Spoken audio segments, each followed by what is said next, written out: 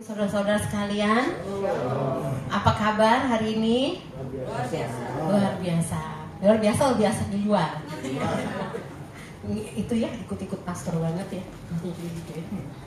Maklum, terlalu lama bersama ya. Jadi sifat-sifatnya itu ini ngikut gitu ya sama suami saya gitu ya.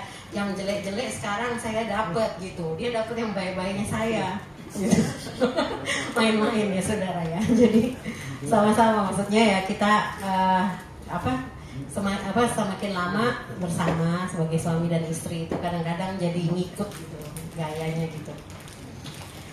Nah masih dalam topik utama kita ya sepanjang tahun ini, yaitu the year of apa saudara? Bisa baca ini? Kingdom Influence. Nah, kalau kita sering dengar pastor senior kita, gembala senior kita Pak Arifin selalu menyapa kita setiap minggu ya dengan sebutan warga kerajaan. Shalom warga kerajaan, benar ya? Dan saking seringnya mendengar, Ibu Ervin juga suka memanggil kita warga kerajaan di grup ya. Ya memang kita ini warga kerajaan, kerajaan Allah. Amin saudara. Ya. Jadi kita dipanggil dari kegelapan dunia ini menuju terangnya yang ajaib, menuju kerajaannya. Kita disebut sebagai warga kerajaan Allah. Dan kalau kita sudah mendengar khotbah-khotbah sepanjang tahun ini, kita tahu bahwa hal kerajaan Allah itu bukan mengenai makanan, minuman gitu ya. Tapi hal kerajaan Allah itu mengenai damai sejahtera, sukacita kebenaran, damai sejahtera dan sukacita oleh Roh Kudus, dan juga kerajaan Allah mengenai kuasa. Amin. Oleh karena itu kalau kita disebut sebagai warga kerajaan, harusnya itu ada di dalam kita dan terpancar dari kita. Amin saudara. Apa itu tadi? Dari kitab Roma ya, itu disebut kerajaan Allah itu adalah mengenai kebenaran, sukacita, damai sejahtera oleh Roh Kudus. Kemudian kerajaan Allah juga mengenai kuasa, amin. Nah berbicara mengenai kuasa, khususnya dalam bulan ini, sorry aku kepencet ini nggak apa-apa ya, mic-nya, nggak apa ya. Udah ada warna hijaunya sih, nggak apa-apa. Nah berbicara mengenai apa bahwa kita ini warga kerajaan dan harusnya itu hal-hal mengenai kerajaan Allah itu ada di dalam kita. Khususnya bulan ini topiknya adalah leading as influencer ya, karena kita adalah warga kerajaan Allah, kita seharusnya memimpin ya sebagai influencer. Influencer maksudnya bukan influencer yang di YouTube gitu ya, tapi yang membawa pengaruh ya, membawa pengaruh gitu di dalam komunitas kita. Untuk minggu ini dari pusat juga ngasih judul lagi saudara, yaitu Becoming Change Agents. Boleh dipasang PPT-nya. Nah, Becoming Change Agents gitu ya. Nah, kalau kita dengar kata agent, mungkin kita tahu ya agen gitu ya, menjadi agen-agen perubahan gitu. Nah dari sini ayat, mari kita buka sama-sama di Matius 20 ayat 28 saudara. Matius 20.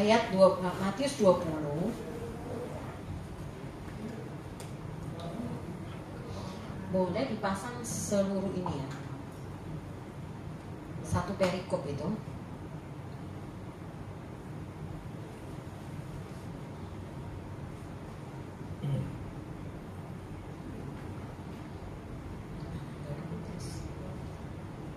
Boleh dipasang dari Isword.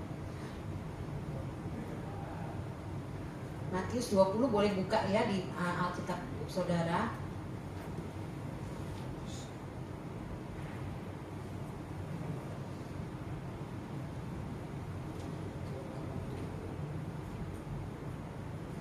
Oke, kita mulai dari kita baca dari ayat 20 sampai 28 ya saudara ya. Kita baca dari ayat 20 sampai 28.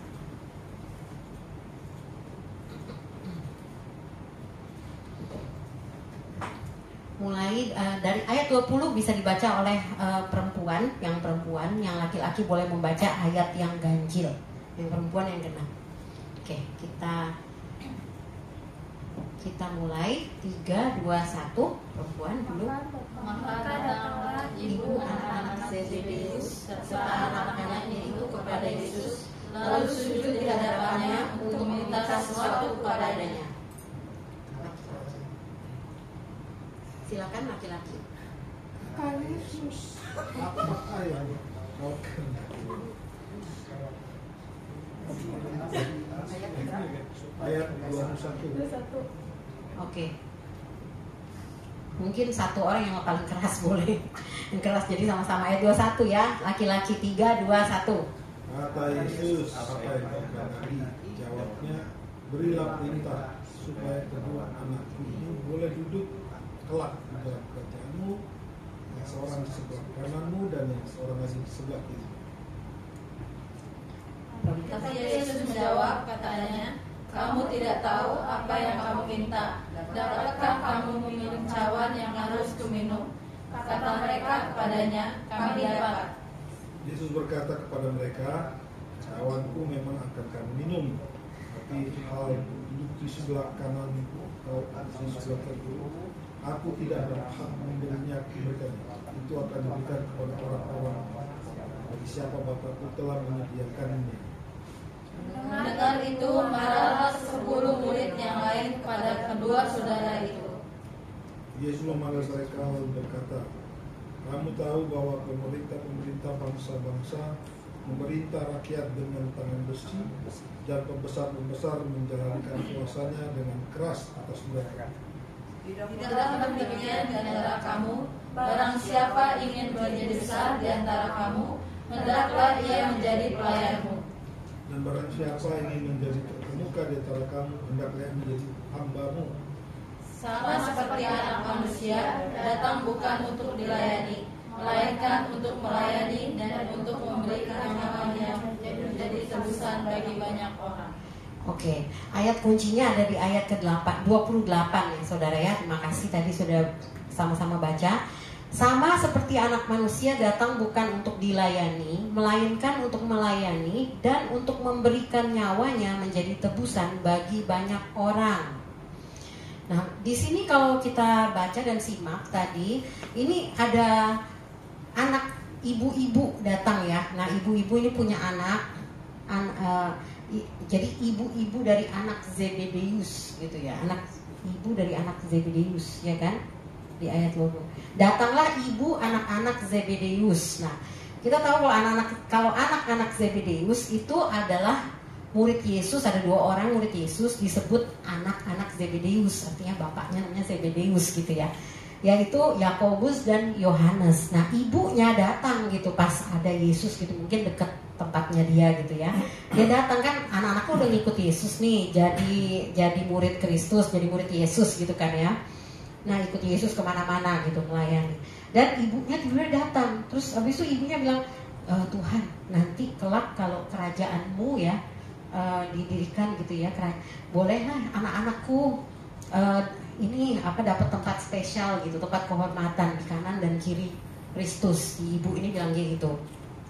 Entahlah ya, ibu ini mungkin dia mikir Yesus nanti akan memerintah sebagai raja di Yahudi gitu ya, maksudnya di Israel gitu ya, bukannya dia masih belum mengerti mungkin bahwa Kristus tuh raja di surga gitu ya. Dia belum mengerti bahwa Kristus tuh nanti akan mengalami segala macam penderitaan, kemudian bangkit lagi. Jadi ibu-ibunya udah mau booking tempat dulu gitu ya buat si anak-anaknya Yakobus sama Yohanes ini.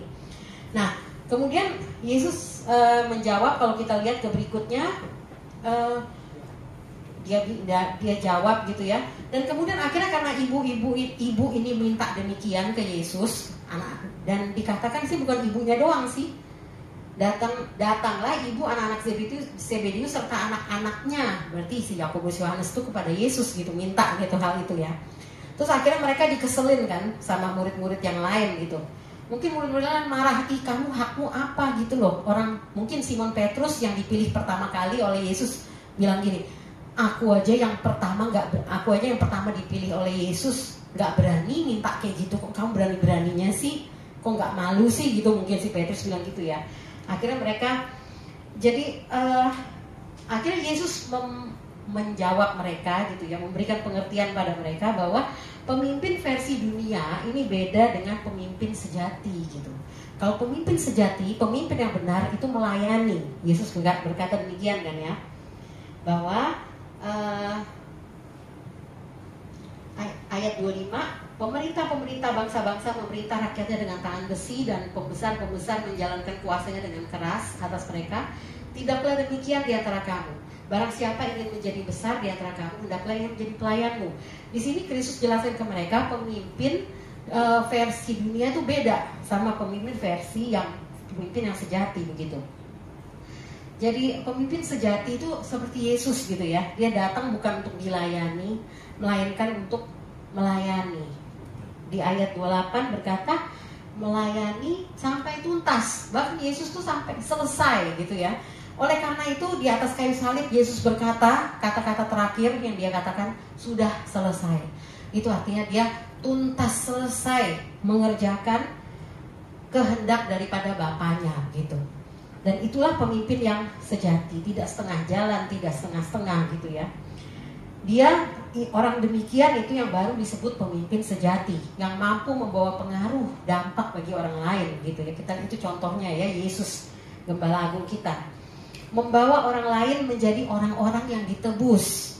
Dia memberi dampak kepada hidup murid-muridnya, kepada murid-murid yang 12 orang, ada juga murid-murid yang 70 orang, dan banyak sekali orang-orang lain di sekitar dia dalam pelayanan Kristus yang merasakan dampak dari pelayanannya. Nah, orang-orang seperti itulah yang dimaksud dengan topik kita ini ya, saudara, yang becoming change agents, ya, menjadi agen-agen perubahan. Itulah yang pemimpin yang semacam itu, yang membawa pengaruh, yang menjadi perwakilan Kristus untuk membawa perubahan bagi komunitasnya. Mari kita berdoa dulu, saudara, sebelum kita lanjut. Bapa, kami pada sore hari ini kami datang di hadapan-Mu Tuhan.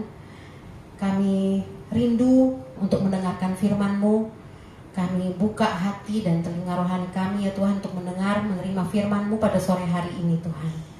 Biarlah Roh Kudus Kau bekerja di dalam hati setiap kami, supaya kami boleh benar-benar mengerti kehendak-Mu ya Tuhan, yang harus kami lakukan ya Tuhan, untuk kami menjadi anak-anak-Mu ya Tuhan, sesuai dengan yang Engkau sudah tetapkan bagi kami, sesuai dengan panggilan-Mu dalam hidup kami ya Tuhan.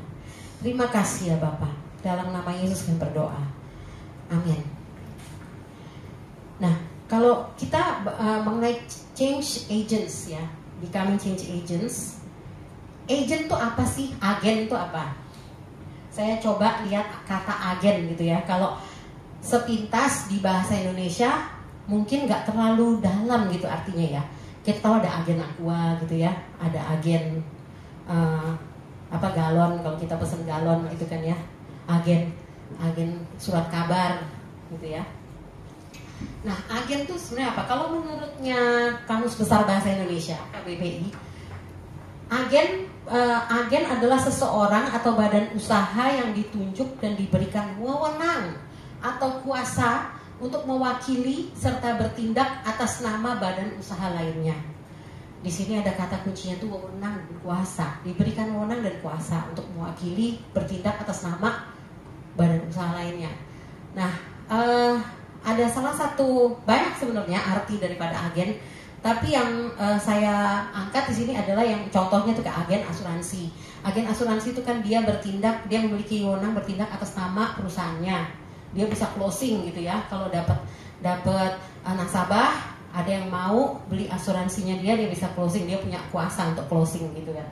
Nah, kemudian ada agen perjalanan, travel agent, dia bisa punya wewenang untuk beli tiket gitu ya, untuk mengeluarkan tiket untuk orang-orang yang mau beli tiket. Nah, jadi dia diberikan wewenang atau kuasa gitu ya. Kemudian kalau menurut kamus Merriam-Webster, kamus bahasa Inggris ya, salah satu kamus bahasa Inggris, dikatakan seseorang yang diberi otoritas untuk bertindak, untuk mewakili orang lain gitu ya, diberikan otoritas untuk bertindak. Kemudian yang kedua itu seseorang yang bertindak atau memberlakukan kuasa, menggunakan kuasa. Kemudian satu lagi, sesuatu, agen itu artinya sesuatu yang menghasilkan atau mampu untuk menghasilkan efek, menghasilkan akibat, efek gitu ya, berefek gitu ya, berdampak gitu ya, sesuatu yang aktif gitu ya, untuk sesuatu yang aktif itu menghasilkan dampak begitu ya, untuk menghasilkan efek gitu. Dan dari arti-arti ini kita bisa melihat bahwa agen itu dia punya kuasa. Benar nggak saudara ya? Amen ya. Jadi seorang agen itu, seorang change agent, dia punya kuasa. Benar juga ya. Kalau tadi kita bilang kerajaan Allah itu mengenai kuasa, salah satunya. Firman Tuhan berkata demikian ya. Nah, berarti emang kita tuh sudah diberikan kuasa, amen? Ya.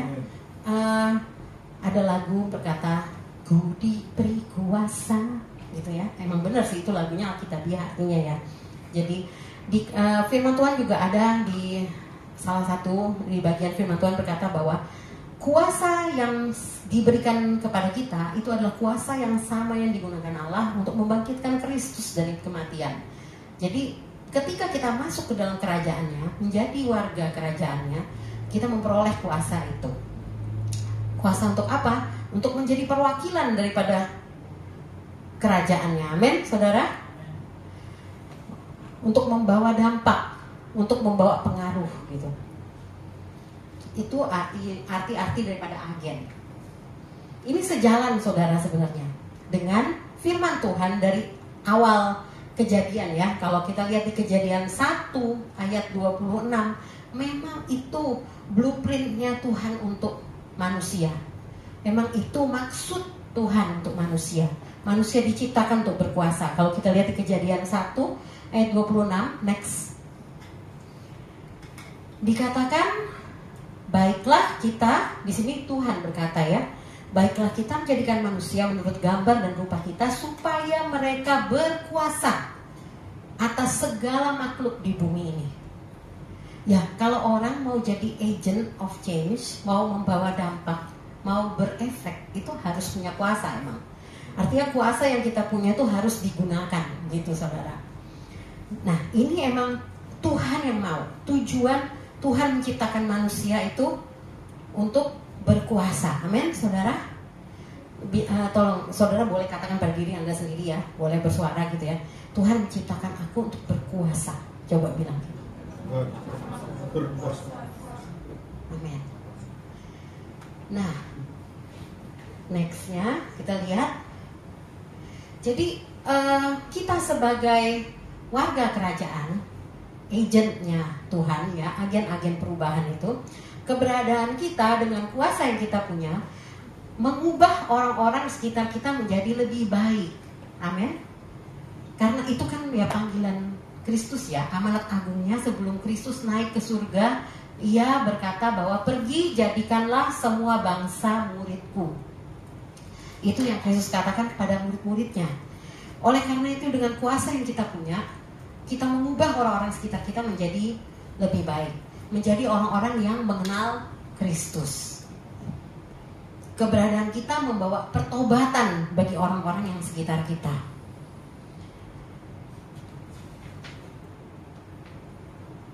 Apakah kita menyadari hal ini, saudara? Semoga kita semua menyadari ya, bahwa kita di sini bukan cuma sekedar lewat kita di dunia ini. Amin, saudara. Kita dipilih oleh Kristus, Tuhan menanamkan benih imannya agar kita bisa percaya kepadanya sebagai Tuhan Juru Selamat. Itu ada maksudnya. Keberadaan kita membawa pertobatan bagi orang sekitar kita. Efesus 2 ayat 10 juga berkata ya, bahwa ini ayat-ayat yang sering kita dengar dalam sepanjang tahun ini ya.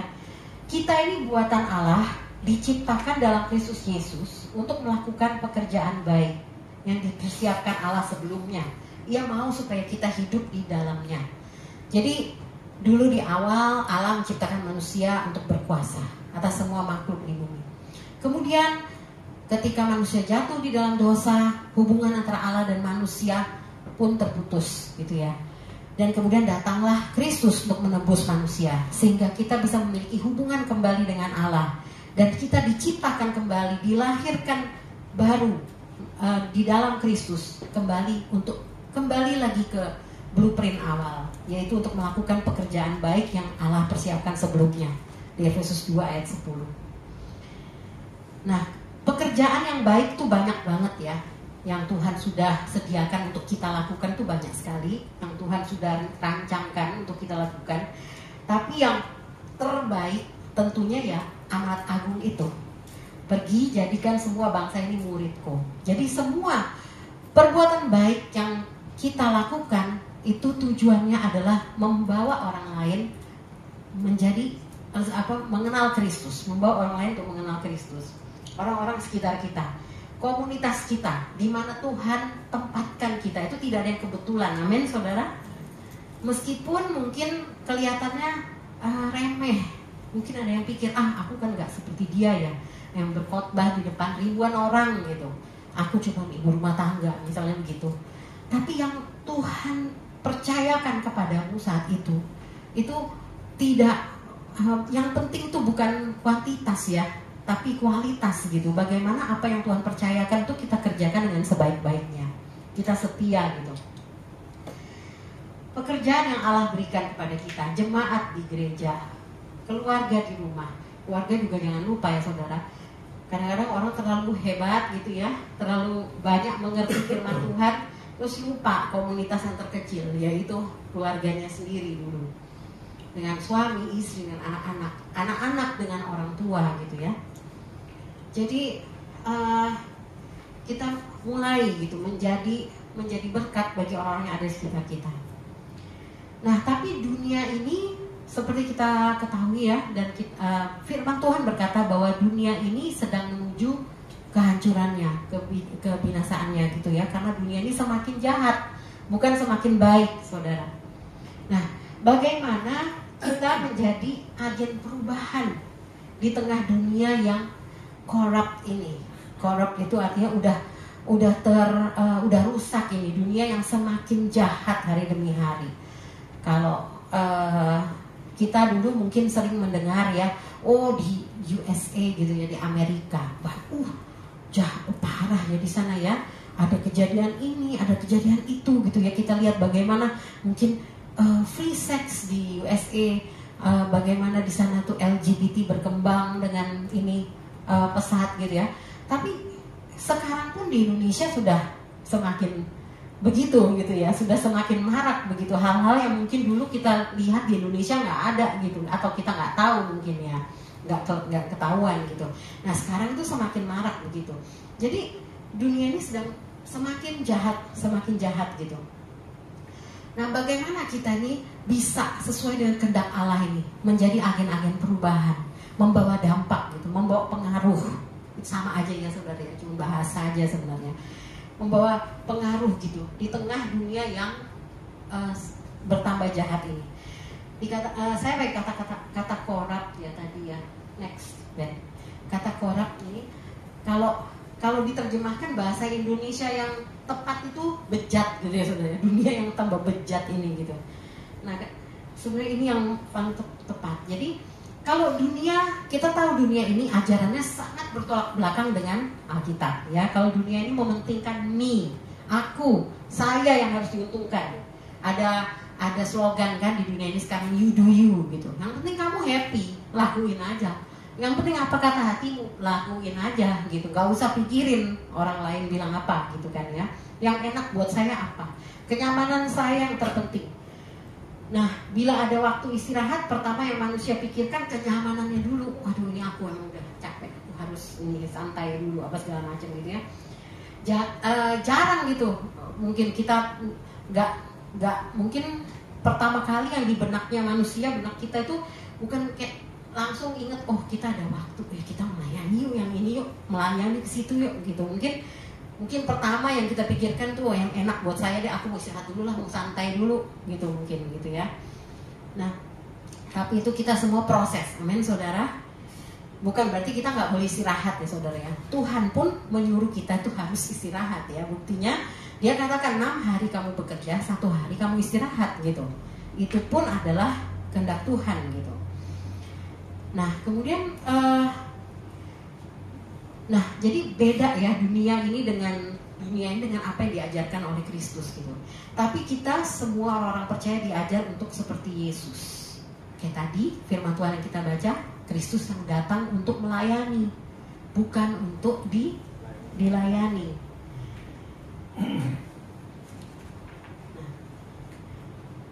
Pertama, ya gimana kita menjadi agen-agen perubahan di tengah dunia yang bejat ini gitu ya. Bagaimana? Pertama-tama yang kita juga sudah suka dengar ini ya adalah perubahan pola pikir. Ada yang bisa bacain mungkin Roma 12 ayat 2 yang suaranya keras?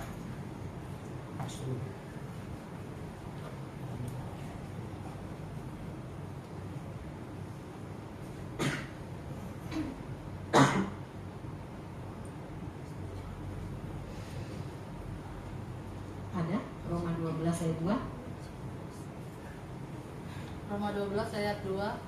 Janganlah kamu menjadi serupa dengan dunia ini, tetapi berubahlah oleh pembaharuan budimu, sehingga kamu dapat membedakan mana kehendak Allah, apa yang baik, apa yang berkenan pada Allah dan yang sempurna. Amin. Thank you Grace.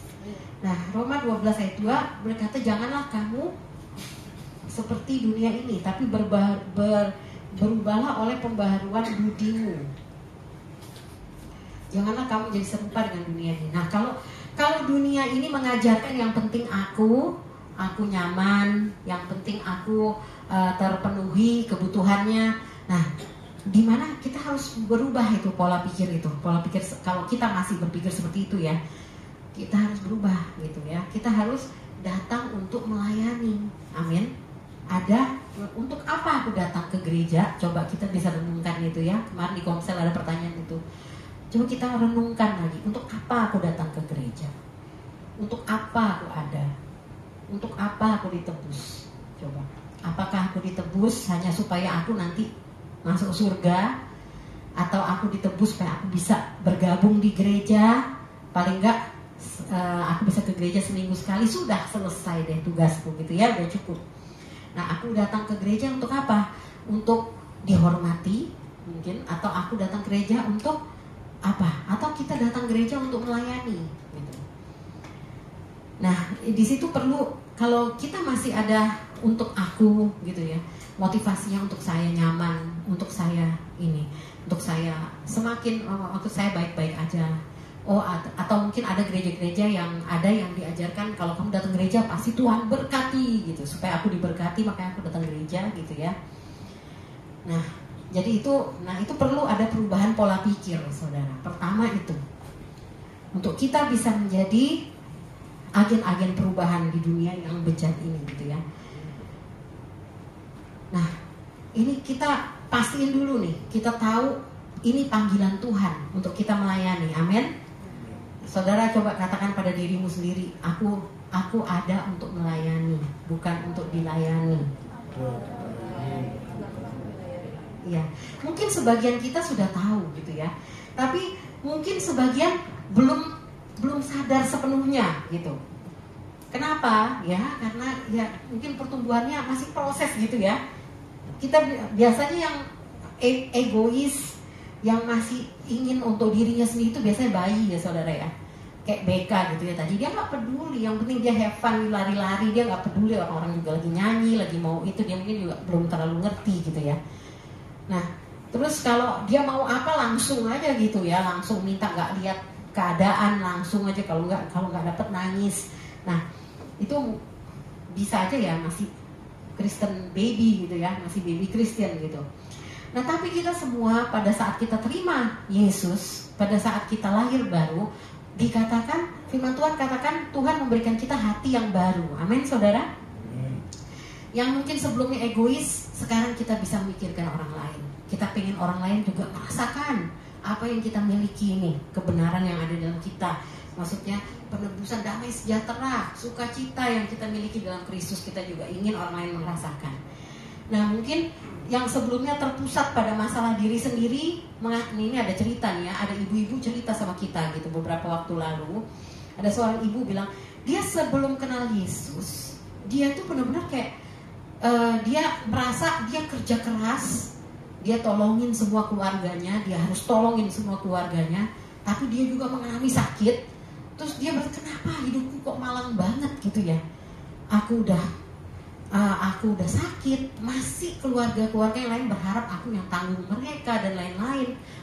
Aku kok, dia merasa ini ada ibu-ibu cerita beneran. Nah kemudian ketika dia bertobat terima Kristus sebagai Tuhan dan Juru Selamat, dia merasa tuh bebannya tuh kayak lepas gitu. Sehingga dia yang tadinya suka mengasihani dirinya sendiri, kenapa aku gini, malangnya nasibku apa segala macam, itu hilang gitu. Dan dia bisa mulai memiliki belas kasihan buat orang lain gitu ya. Dan dia kemudian dia memikirkan orang lain. Jadi perubahan pola pikir gitu, saudara. Yang tadinya dia merasa dia yang paling kasihan gitu ya. Terus jadi dia fokusnya pindah, bukan fokus ke masalah, pindahlah fokusnya. Karena Tuhan sudah memperbarui hatinya gitu ya. Dan juga kita juga di tempat ini, anak kami Gabriel tuh ada di rehab gitu ya.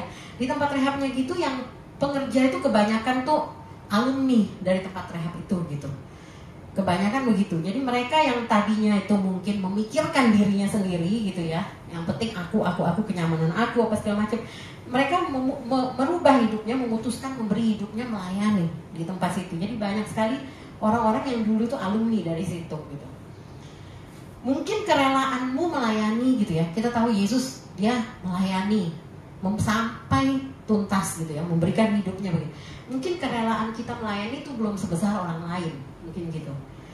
Tapi kalau kita taat dengan apa yang menjadi panggilan Tuhan dalam hidup kita, apa yang Tuhan sediakan saat ini di depanmu, gitu ya. Kadang-kadang kita tuh manusia suka nyari, apa ya Tuhan panggilanmu dalam hidupku, tunjukkan Tuhan. Padahal ada di depannya dia, padahal ada di sekitarnya dia, ada di pekerjaannya, gitu ya, ada di keluarganya.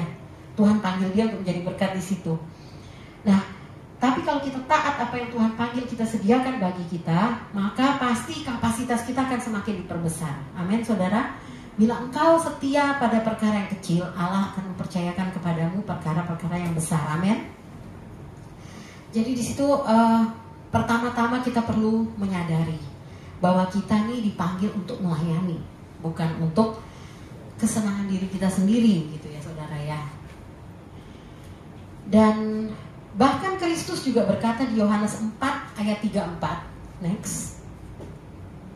Kristus juga berkata di Yohanes 4 ayat 34. Yesus berkata kepada mereka, murid-muridnya ya, makananku ialah melakukan kehendak Dia yang mengutus aku dan menyelesaikan pekerjaannya. Jadi itu adalah makananku, katanya Yesus. Apa itu? Melakukan kehendak Allah yang mengutus Dia dan menyelesaikannya. Kalau kita belajar dari hal ini ya, belajar dari Kristus bahwa Dia kehendaknya Tuhan tuh makanannya Dia gitu. Artinya makanannya tuh bagiannya Dia. Kalau dalam terjemahan lama, Pastor Doni share kemarin, itu adalah rezekiku, itu adalah melakukan kehendak Tuhan. Siapa yang di sini belum tahu kehendak Tuhan apa untuk kita? Dari tadi kita udah bahas, sudah cukup ya, banyak ya, maksudnya ya udah jelas menurut firman Tuhan, daripada kita bingung cari-cari tahu kehendak Tuhan yang terus kita berdoa puasa lah, cari guru lah, tanya, aku tuh bingung loh, Tuhan belum bicara padaku secara audible loh, kehendaknya apa ya buatku? Ada di depan saudara ya, nggak usah jauh-jauh. Dia mau kita tuh semua jadi membawa orang-orang yang membawa dampak, amin. Membawa orang lain yang Dia percayakan ada di sekitar kita untuk semakin dekat dengan Kristus, semakin mengenal Kristus, bertobat dan mengenal Kristus. Nah, Yesus Dia berkata, makananku artinya bagianku itu adalah melakukan kehendak Dia yang mengutus aku dan menyelesaikan. Nah, itu menyelesaikan, saudara ya, di tengah dunia yang berat ini, yang sulit ini ya, mungkin untuk menyelesaikan. Seorang bisa memulai, tapi menyelesaikan itu yang sulit biasanya, saudara ya. Tapi Yesus menyelesaikan. Amin, saudara. Dan nah ini masalahnya, soalnya manusia itu mudah berpuas diri. Nah, misalnya dia sudah melakukan yang baik nih, ada satu orang bertobat karena aku injilin. aku udah puas, cukup deh gitu kan ya. Manusia suka berpuas, aku santai-santai dulu aku gak usah sungguh-sungguh dulu deh, aku melakukan kesenangan-kesenanganku dulu deh gitu kan ya.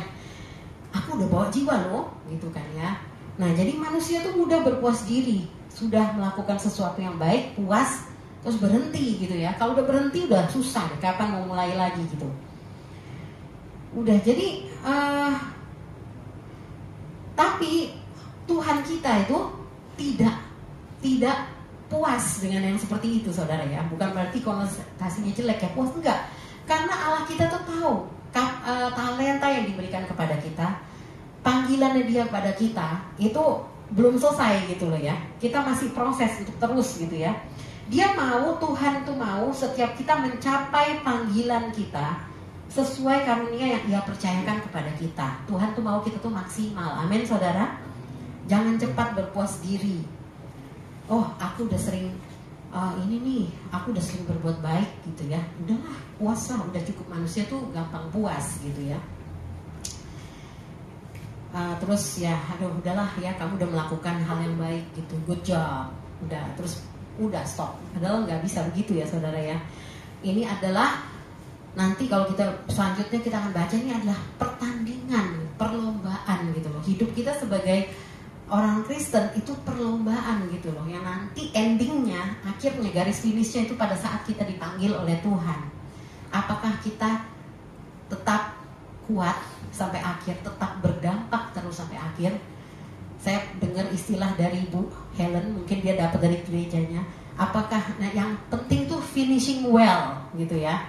Jadi kita mulai, we start well, kita selama perjalanan juga well, finishing well juga, finishnya dengan baik juga gitu.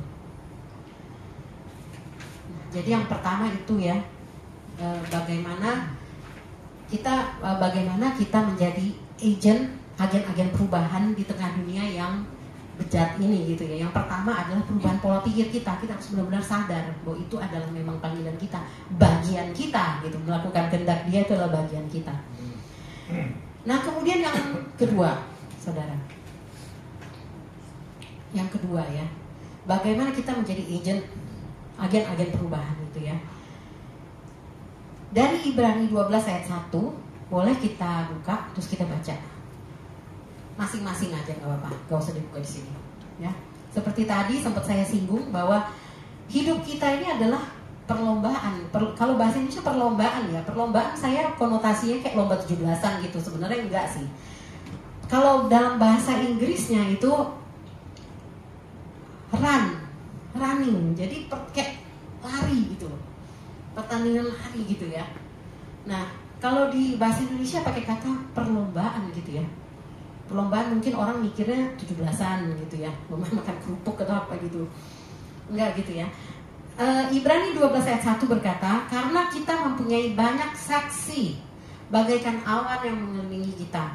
Marilah, ini kepotong saya punya. Coba kita cek.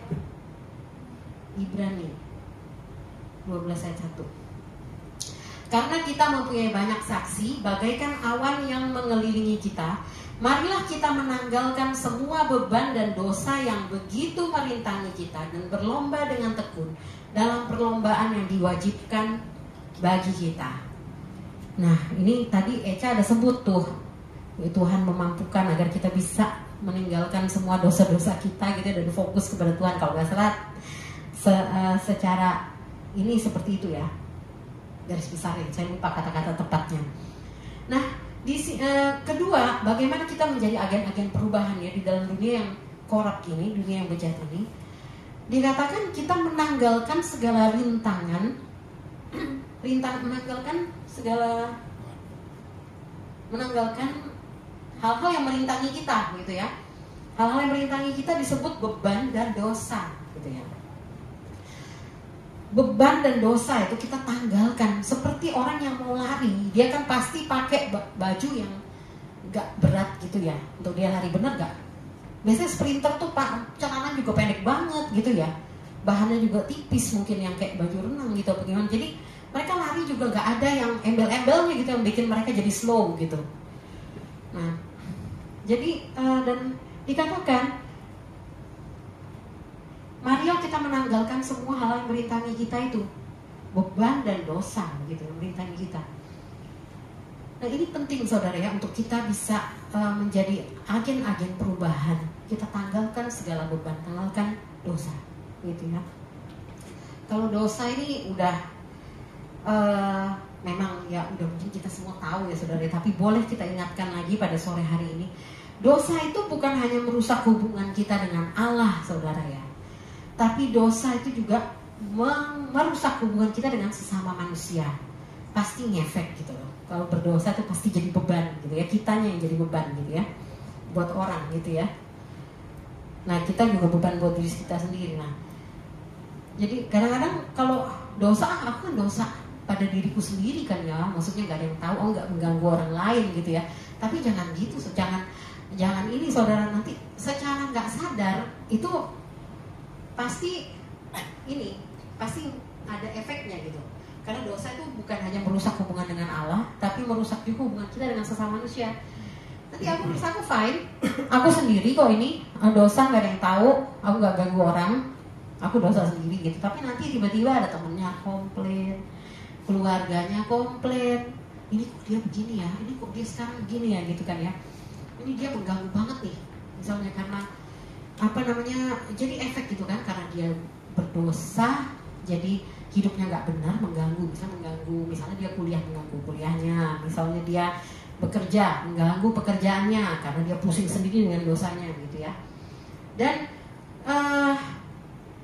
Dan kalau hubungan dengan Allah rusak gitu ya, pasti nanti apalagi kita sebagai orang Kristen yang sudah mengenal Tuhan, yang sudah merasakan kasih setianya, damai sejahteranya, itu pasti ini kebutuhan mendasar jiwa kita tuh nggak tercukupi. Kebutuhan dasar kita kehilangan kasih, sukacita, nggak ada damai sejahtera gitu, nggak ada buah roh, pasti ya efek lagi buat orang lain kan. Kita tidak mengasihi, buah roh itu apa tuh? 9, kasih, sukacita, tidak sukacita ya, pasti mengganggu lah ya hubungan dia dengan orang lain gitu. Sedikit menyinggung mengenai dosa ya, kalau kita buka di Roma 1 ayat 18 saudara, boleh nanti saudara baca ya. Roma 1 ayat 18 sampai satu perikop sampai 32. Roma 1 ayat 18 sampai 32. Nah di sini di mana manusia itu dibilang ya, di Roma ini dibilang manusia itu padahal mereka tuh sudah tahu gitu, murka Allah nyata dari sorga atas segala kefasikan dan kelaliman manusia, disebut begitu ya. Allah itu melihat saudara ya. Sebab murka Allah nyata dari sorga atas segala kefasikan dan kelaliman manusia yang menindas kebenaran dengan kelaliman. Karena apa yang dapat mereka ketahui tentang Allah nyata. Jadi mereka tuh sudah tahu mengenai Allah, sudah nyata. Mereka udah tahu ini salah gitu, ini nggak boleh gitu. Mereka udah tahu. Dikatakan gitu di ayat 20, ayat 19 ya. Sehingga mereka tahu sampai sebenarnya udah nggak bisa berdalih. Ini memang udah salah ini. Ya mereka nggak bisa berdalih gitu ya. Nah jadi sebenarnya mereka tidak bisa berdalih, itu ayat 20. Sebab sekalipun mereka mengenal Allah, mereka tidak memuliakan Dia sebagai Allah atau mengucap syukur kepadanya. Sebaliknya pikiran mereka menjadi sia-sia dan hati mereka yang bodoh menjadi gelap. Mereka jadi serupa dengan dunia nih ya. Bukan jadi change agent, malah mereka yang diubah sama dunia gitu. Mereka itu berbuat seolah-olah mereka penuh hikmat, tapi mereka telah menjadi bodoh. Mereka menggantikan kemuliaan Allah yang tidak fana dengan gambaran yang mirip dengan manusia yang fana, burung-burung, binatang-binatang yang berkaki 4 atau binatang-binatang yang menjalar. Nah, karena itu Tuhan bilang ini manusia udah tahu yang benar apa. Mereka udah nggak bisa berdalih. Tuhan bilang situ ya, di sini ya. Mereka udah nggak bisa berdalih. Mereka tahu Tuhan itu Allah. Mereka tahu mana yang dosa, mana yang bukan. Tapi mereka masih melakukan itu.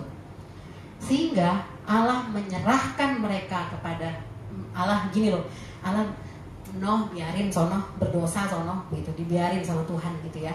Allah menyerahkan mereka kepada keinginan hati mereka dan akan kecemaran, sehingga mereka saling mencemarkan tubuh mereka. Sebab mereka menggantikan kebenaran Allah dengan dusta dan memuja dan menyembah makhluk dengan melupakan penciptanya yang harus dipuji selama-lamanya. Kemudian tadi Allah menyerahkan mereka ya kepada keinginan hati mereka. Kemudian karena Allah menyerahkan mereka kepada hawa nafsu mereka. Pertama tadi Allah menyerahkan kepada keinginan hati mereka. Terus Allah menyerahkan mereka kepada hawa nafsu yang memalukan. Sebab istri-istri mereka menggantikan persetubuhan yang wajar dengan yang tidak wajar. Demikian juga suami-suami meninggalkan persetubuhan yang wajar dengan istri mereka dan menyala-nyala dalam berahi mereka seseorang terhadap yang lain, sehingga mereka melakukan kemesuman laki-laki dengan laki-laki, dan karena itu mereka menerima dalam diri mereka balasan yang setimpal untuk kesesatan mereka. Lanjut, dan karena mereka tidak merasa perlu untuk mengakui Allah, maka Allah menyerahkan mereka kepada pikiran-pikiran yang terkutuk, begitu, sehingga mereka melakukan apa yang tidak pantas. Dan kita kemudian di ayat 29 sampai 32 itu ada 21 jenis dosa di situ ya saudara ya. Rupa-rupa kelaliman, kejahatan, keserakahan, kebusukan, penuh dengan dengki, pembunuhan, perselisihan, tipu muslihat, kefasikan, pengumpat, memfitnah, pembenci Allah, kurang ajar, congkak, sombong, pandai dalam kejahatan, tidak taat kepada orang tua, tidak berakal, tidak setia, tidak penyayang, tidak mengenal belas kasihan. Nah, itu ada 21 ya dosa. Sebab walaupun mereka mengetahui tuntutan-tuntutan hukum Allah bahwa setiap orang yang melakukan hal-hal demikian patut dihukum mati, mereka bukan saja melakukannya sendiri, tapi mereka juga setuju dengan mereka yang melakukannya. Nah ini, di sini hukuman Allah ya, dia kasih, udah biarin gitu ya. Kamu sana diserahkan kepada pikiran-pikiran jahatnya, diserahkan kepada hawa nafsunya begitu ya. Dan tapi setelah kalau Roma ini nanti ya saudara, di ayat-ayat berikutnya Allah itu tetap setia. Jadi orang yang dipilih Tuhan itu nanti pada saat dia, soalnya dia udah dikasih tahu, udah dikasih teguran Tuhan bisa dari macam-macam ya saudara ya. Bisa dari hamba Tuhan, bisa dari teman yang menegur mereka, bisa dari firman Tuhan gitu ya. Tapi kalau tidak bertobat gitu ya, nanti ya Allah menyerahkan mereka, tapi tetap ada kesempatan untuk mereka kembali suatu ketika gitu ya saudara ya. Pada saat mereka tiba-tiba merasakan kekeringan, mereka merasa rohaninya mati, mereka kebutuhan akan Allah itu mudah-mudahan muncul ya saudara ya. Mereka nggak mati dalam dosa-dosa mereka gitu. Dan pada saat itu muncul, mereka bertobat dan Allah menerima mereka dengan tangan terbuka. Amin saudara. Jadi tanggalkan dosa-dosa itu saudara. Kalau masih ada di antara kita yang masih memegang gitu ya hal-hal yang sebenarnya kita tahu itu dosa gitu ya, mendingan kita cepat-cepat pada saat firman Tuhan mengingatkan, kita bertobat dan menanggalkan itu, supaya kita bisa berlari di dalam pertandingan iman kita ini dan efektif jadi agen-agen perubahan. Amin saudara. Dan kemudian jadi nanti ya kita lihat tadi Tuhan menyerahkan, jadi kesannya Tuhan jahat gitu ya saudara ya. Tapi ya gimana ya, mereka udah tahu gitu. Makanya itu ada kehendak bebas manusia sebenarnya di sana kan ya. Mereka sudah tahu, mungkin satu-satunya jalan dengan menyerahkan mereka, udah biar kamu serahkan pada hawa nafsumu, pada pikiran-pikiran kotormu, pada apa semuanya, supaya akhirnya nanti mungkin kalau jiwanya kering, gersang, nanti baru cari Tuhan gitu, baru balik begitu ya. Mudah-mudahan begitu ya saudara ya. Nah, selain dosa yang harus ditanggalkan, itu ada lagi tadi beban gitu ya. Beban. Bukan berarti beban ini, ini aku mau pelayanan tapi istriku gak mau aku di gereja sini. Dia memang beban yang harus kutanggalkan, kemudian diceraiin gitu istrinya. Bukan begitu artinya ya saudara ya. Aku nih mau pelayanan tapi kayaknya aku ini terus dilarang-larang sama suamiku untuk datang ke gereja. Dia memang beban, akhirnya dia ceraiin suaminya. Bukan gitu ya saudara ya. Dia tanggalkan beban. Beban itu apa sih gitu kan? Beban, kalau dalam bahasa aslinya, bahasa Yunaninya itu okos ya, bahasa Yunani okos gitu. Itu artinya adalah rintangan itu ya saudara ya. Kalau kita ngomong rintangan ini apa gitu?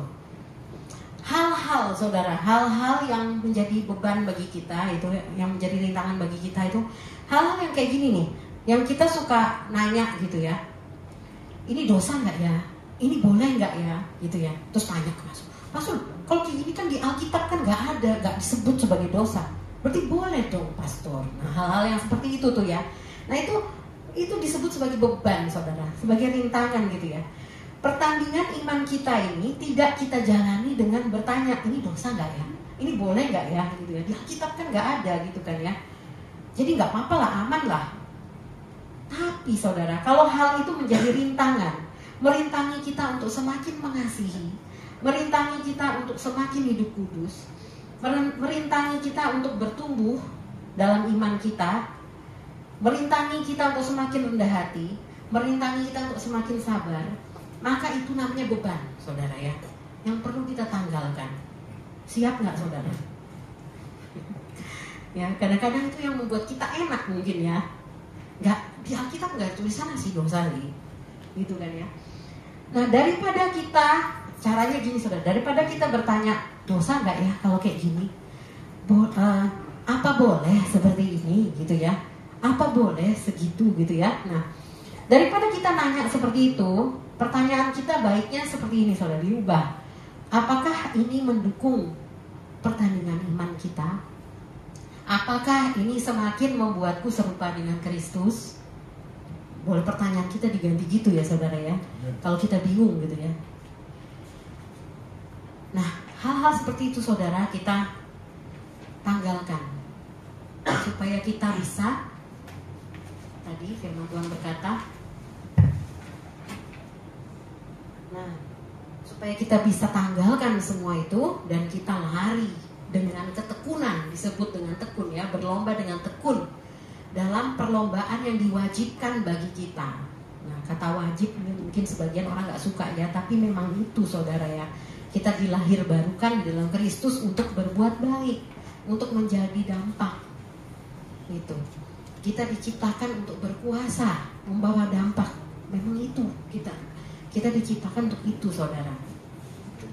Nah, yang menarik buat saya ini juga gini saudara ya, di ayat tadi Ibrani 12 ayat 1 dikatakan kita mempunyai banyak saksi bagaikan awan yang mengelilingi kita.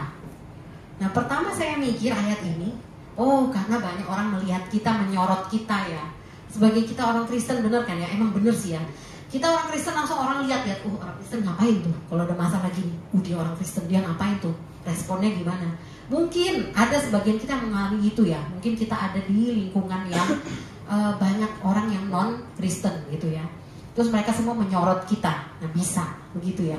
Nah, tapi kalau kita lihat ayat ini kembali, setelah saya lihat, baca dan gali gitu ya saudara ya, untuk kita mempunyai banyak saksi ini. Kata saksi itu dari kata aslinya martus. Martus itu artinya martir, saudara. Atau artinya pahlawan-pahlawan iman. Jadi dikatakan saksi kita itu, kita mempunyai banyak saksi bagaikan awan mengelilingi kita. Nah, itu tuh pahlawan-pahlawan iman yang menjadi saksi kita bertanding nih sekarang nih gitu di dalam dunia ini. Jadi kalau kita baca ini kan Ibrani 12 ya saudara ya. Ibrani 11 itu berbicara mengenai pahlawan-pahlawan iman itu yang menjadi saksi kita gitu. Siapa aja itu saudara? Coba yang bisa buka cepet Ibrani 11.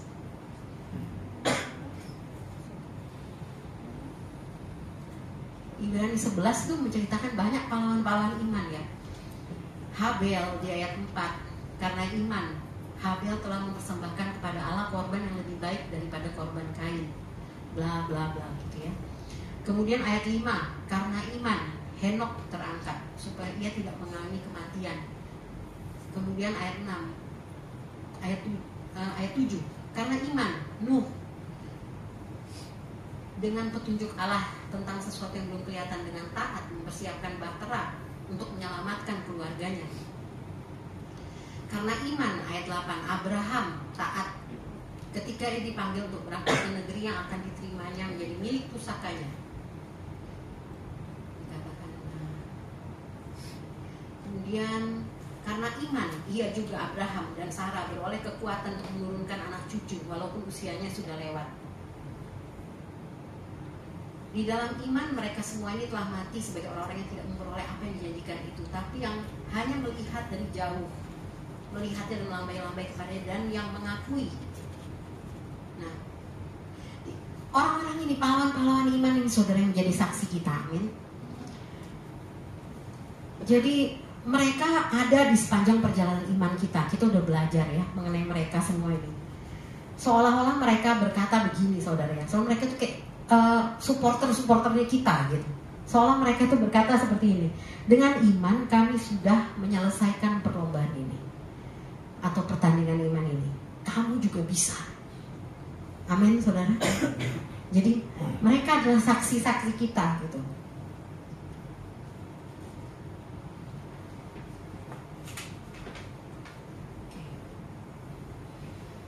Yesus berkata kembali di Yohanes 4 ayat 34, makananku ialah melakukan kehendak Dia yang mengutus aku dan menyelesaikan pekerjaannya. Kehendak Dia, itulah yang kita lakukan. Amin saudara. Kita melakukan perbuatan baik, menjadi saksinya, menjadi agen-agen perubahan bagi komunitas kita, bagi orang-orang yang Tuhan percayakan ada di sekitar kita. Kiranya kita terus tekun melakukan kehendak Dia yang mengutus kita dan menyelesaikannya. Amin, saudara. Mari saya ajak pemusik untuk maju ke depan.